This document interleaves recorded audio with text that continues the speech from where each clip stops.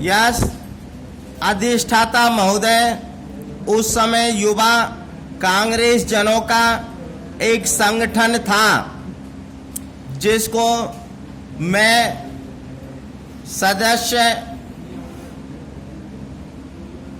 जिसकी मैं सदस्य थी।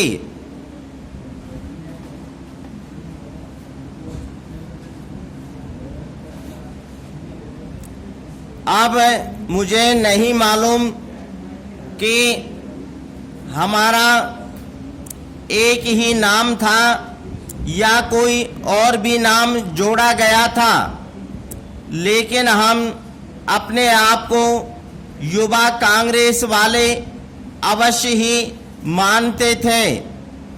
इससे फर्क नहीं पड़ता कि हमारा कोई पंजीकृत नाम था या नहीं।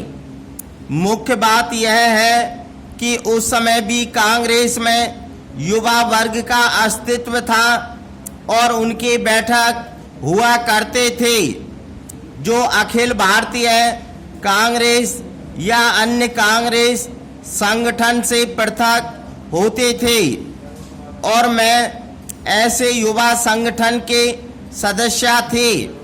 मुझे निश्चय ही उन बैठकों की जानकारी है जिनमें मैं भाग लेती रही। पैरा इस तरह इन चीज़ों पर जब संदेह व्यक्त किया गया, लेकिन अब हमें पता है कि और अधिक संख्या में लोग संदेह प्रकट करते हैं। जैसा कि हम देखते ही हैं, उस समय हम यह सोचते थे कि शायद यह सही रहा है। हम भले ही अलग ढंग से सोचें, पर हमारे वयोवृद्ध लोग एक प्रस्ताव रख रहे हैं। उनकी जानकारी हमसे बेहतर है, उन्हें ज़्यादा अनुभव है।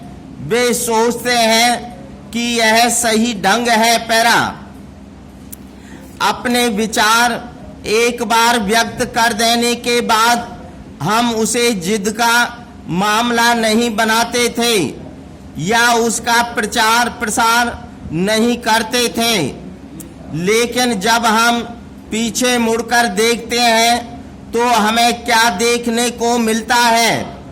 न केवल उनके संदर्भ में जो सभी मामलों से संबद्ध थे, बल्कि उन बहुतेरे लोगों के संदर्भ में जिनकी राय नहीं ली गई या जो तब इन प्रश्नों से संलग्न नहीं थे। आज हमारे सम्मुख यह सवाल है और इसका संबंध राष्ट्र से है। यह राष्ट्र की इच्छा है, चूंकि बहुत सी बातें बदल गई हैं, इसलिए हमें भी समय के साथ बदलना चाहिए। मेरे माननीय मित्र मेरे ऊपर छींटा कसी करने से कभी भी बाज नहीं आते, लेकिन मुझे स्वीकार करना होगा कि इस बार उन्होंने जो कुछ कहा उसमें कुछ सच्चाई है, और यह बात वही नहीं कह रहे हैं।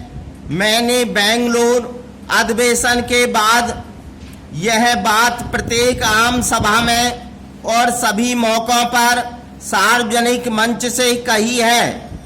मैंने कहा है कि लोगों को नई रोशनी में नहीं दिखा रही हूँ, बल्कि लोग ही हैं जो हमें नई रोशनी दिखा रहे हैं। मैं अनगिनत मौकों पर कहा है कि समय आ गया है कि हम जनता द्वारा दिखाए गए प्रकाश का अनुसरण करें।